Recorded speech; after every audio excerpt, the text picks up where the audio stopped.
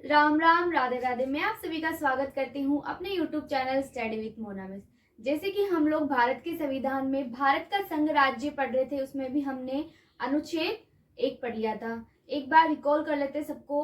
भारत के संघ राज्य क्षेत्र का उल्लेख कहाँ मिलता है? भाग 1 और अनुच्छेद 1 से 4 तक मिलता है। अनुच्छेद 1 में हम लोगों ने क्या पढ़ा था कि अनुच्छेद 1 में क्या पढ़ा था हमने? इसमें किस किस का उल्लेख है? इसमें भारत और इंडिया दोनों शब्दों का प्रयोग किया गया। अभी अनुच्छेद 1 बहुत ही चर्चा में है, तो इसको आपको ध्यान में रखना है।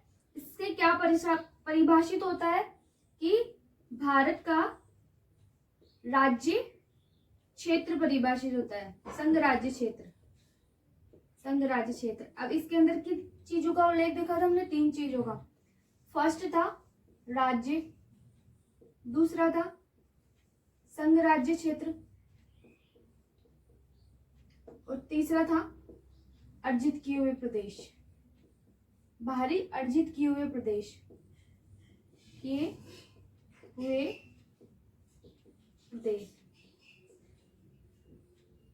इसके अंदर क्या था कि किसी भी राज्य को भारत से अलग नहीं किया जा सकता। ये था अपना अनुच्छेद 1। अब हम पढ़ेंगे अनुच्छेद 2। अनुच्छेद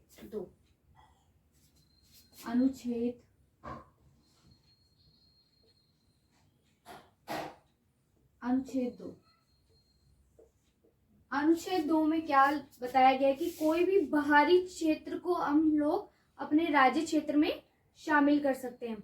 कोई भी बाहरी क्षेत्र है, बाहरी प्रदेश है, उसको हमारे राज्य क्षेत्र में शामिल कर सकते हैं अनुच्छेद 2 के तहत। तो नेक्स्ट है किसी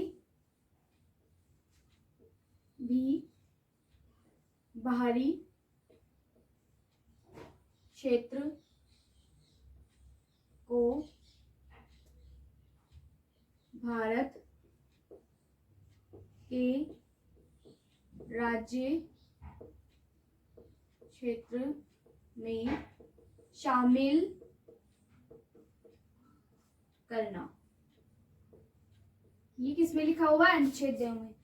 तो अब ये अनुच्छेद 2 में हम लोग करेंगे, किसी भी बाहरी क्षेत्र को हमारे राज्य क्षेत्र में मिला लेंगे। तो क्या हम लोग ऐसे ही कर लेंगे वो, बिना किसी कानून के या बिना किसी, चलो हमारा मन किया कि पाकिस्तान का लाहौर हमने हमारे पास लेना है, तो क्या हम लोग ऐसे ही कर लेंगे? नहीं, उसके लिए क्या करना पड़ेगा? कौन करता है ये सब? संसद विधि बनाकर या कानून बनाकर ये काम करती है। तो इसमें क्या लिखना है? अनुच्छेद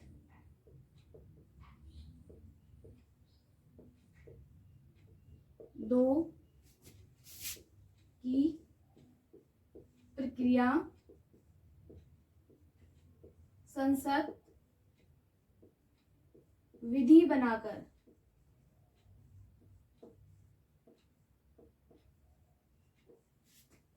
करती है। संसद विधि बनाकर करती है। नेक्स्ट है अनुच्छेद 3। अब ध्यान से सुनना, क्योंकि अनुच्छेद 2 और 3 काफी कंफ्यूज करता है कि अनुच्छेद 2 में तो क्या लिखा हुआ था, किसी भी कोई, मान लो अपना ये राज्य क्षेत्र है, ये अपना राज्य क्षेत्र है और ये कोई बाहरी प्रदेश है, बाहरी प्रदेश। अब इसको हमारे राज्य क्षेत्र में शामिल करना है, उसका उल्लेख तो किसमें लिखा हुआ है? आर्टिकल 2, मतलब अनुच्छेद 2 में लिखा हुआ है। अनुच्छेद 3 क्या कहता है? अनुच्छेद 3 में लिखा हुआ है कि किसी भी राज्य क्षेत्र, कोई भी राज्य क्षेत्र है, जैसे कि कोई भी राज्य क्षेत्र, उसकी सीमाओं के भीतर, मतलब इसकी सीमाओं के भीतर कोई भी जो परिवर्तन होता है उसका उल्लेख किसमें किया गया है?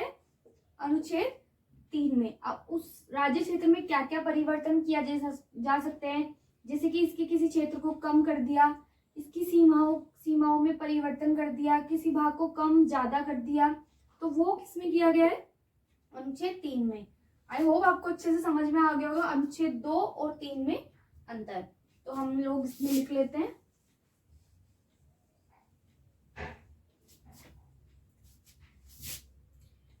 इसमें भारत के राज्य क्षेत्र के भीतर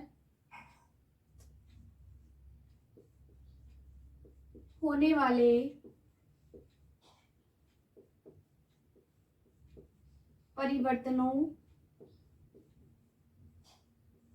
का उल्लेख किया गया है। इसमें भारत के राज्य क्षेत्र के भीतर होने वाले परिवर्तनों का उल्लेख किया जा सकता है। अब हम लोग भारत के राज्य क्षेत्र के भीतर क्या क्या परिवर्तन कर सकते हैं वो देखते हैं।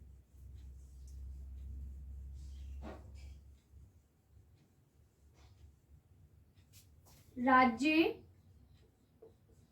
क्षेत्र के भीतर होने वाले परिवर्तन, फर्स्ट है परिवर्तन निम्न है। फर्स्ट है नए राज्य का गठन। नए राज्य का गठन, किसी नए राज्य का गठन करना है तो वो किसमें, उसका उल्लेख किसमें मिलेगा, अनुच्छेद 3 में। सेकंड है किसी राज्य के नाम में परिवर्तन, किसी राज्य के नाम में परिवर्तन करना हो उसका उल्लेख भी अनुच्छेद 3 में लिखा हुआ है। थर्ड है किसी राज्य की सीमा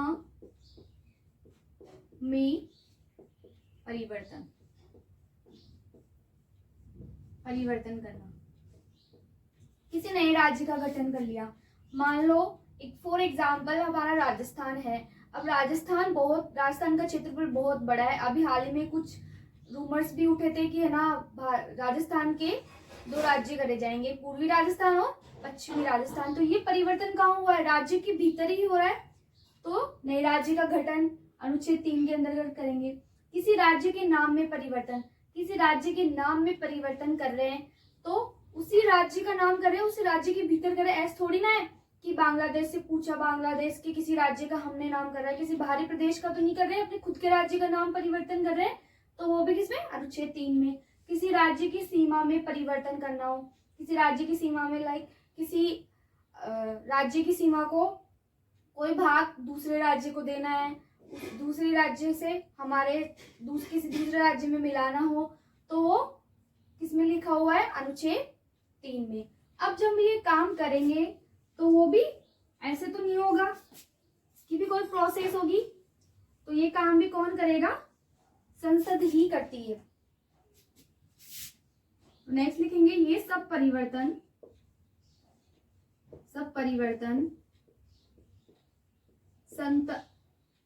संसद विधि बनाकर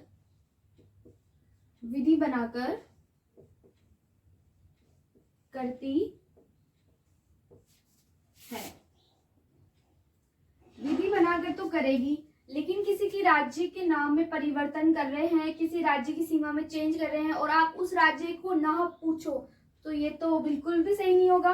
तो इसके अंदर क्या किया जाता है, उस राज्य की विधानमंडल से अनुमोदन लिया जाता है। उस राज्य के विधानमंडल से अनुमोदन लिया जाता है। परंतु क्या ये अनुमोदन मानना जरूरी है? भाई साहब बिल्कुल भी जरूरी नहीं है। संसद की मर्जी होगी तो मानेगी, संसद की मर्जी होगी तो नहीं मानेगी। जैसे कि हमारे घर में हमारी मम्मी हमको पूछती है कि घर में कौन सी सब्जी बनाए, पर करनी तो उसकी मन की है, उसको जो बनाना है वो ही बनाती है। बस फॉर्मेलिटी के लिए पूछ लेती है कि आज किसकी सब्जी बनाऊं। तो उसी तरीके से संसद है, फॉर्मेलिटी के लिए विधानमंडल से पूछ लेती है कि क्या करना है नहीं करना, माने ना माने हमारी बात है, बस आप बता दो। तो है इसमें लिखेंगे नेक्स्ट, परंतु संसद मानना आवश्यक नहीं है। इसमें अवधि का जो निर्धारण करता है वो कौन करता है? राष्ट्रपति करते हैं। अवधि का निर्धारण कौन करते हैं? राष्ट्रपति। अवधि का निर्धारण राष्ट्रपति करते हैं। राष्ट्रपति करते हैं। आई होप आपको अच्छे से समझ में आया होगा यहाँ तक। अनुच्छेद 3 में क्या है? किसी भी राज्य क्षेत्र के भीतर होने वाला परिवर्तन। राज्य क्षेत्र के भीतर हम क्या क्या परिवर्तन कर सकते हैं? किसी नए राज्य का गठन कर लेंगे, राज्य के नाम में परिवर्तन कर लेंगे, राज्य की सीमा में परिवर्तन करेंगे। लेकिन ये परिवर्तन कौन करेगा? संसद विधि बनाकर करेगी। उस राज्य की विधानमंडल से अनुमोदन लिया जाता है, लेकिन मानना आवश्यक नहीं होता है। मन करे तो मानेगी, मन करे तो नहीं मानेगी। अवधि का निर्धारण कौन करता है? राष्ट्रपति करते हैं। अब नेक्स्ट लिखेंगे हम, इसमें एक नोट करके लिखेंगे, नोट करके लिखेंगे।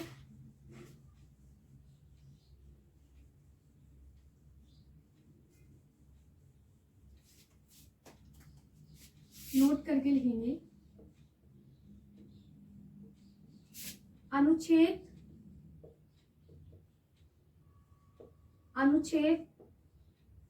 2 व 3 में परिवर्तन संसद साधारण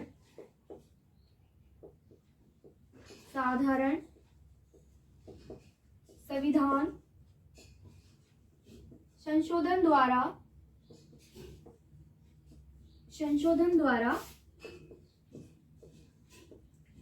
करती है।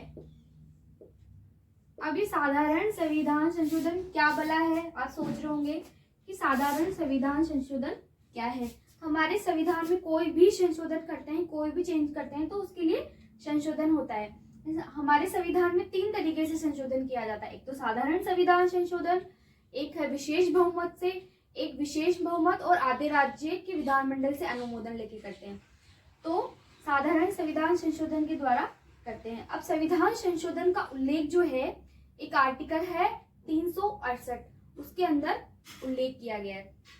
तो उसमें सिर्फ 2 तरीके के संविधान संशोधन का उल्लेख किया गया है, विशेष बहुमत और आधे राज्य के विधानमंडल से। इसका मतलब हम कह सकते हैं कि जो साधारण संविधान संशोधन है उसका उल्लेख किसमें नहीं है? 368 में इसका उल्लेख नहीं है। हम लोग ये आगे पढ़ेंगे।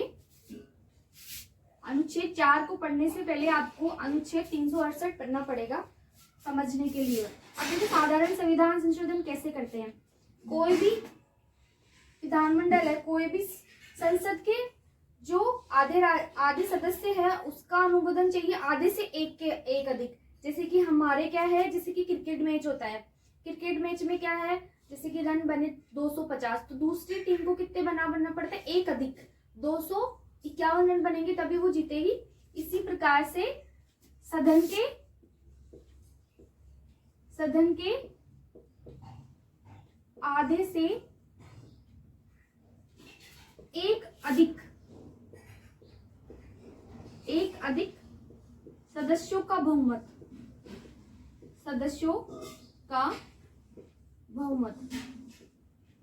उसको क्या कहते हैं?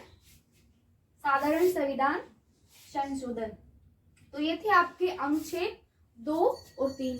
अनुच्छेद 4 को हम लोग नेक्स्ट क्लास में पढ़ेंगे क्योंकि थोड़ा वो बड़ा है। आई होप आपको क्लास अच्छी लगी होगी। अच्छी लगी हो तो लाइक शेयर कमेंट कर दीजिए। Thank you for watching this video.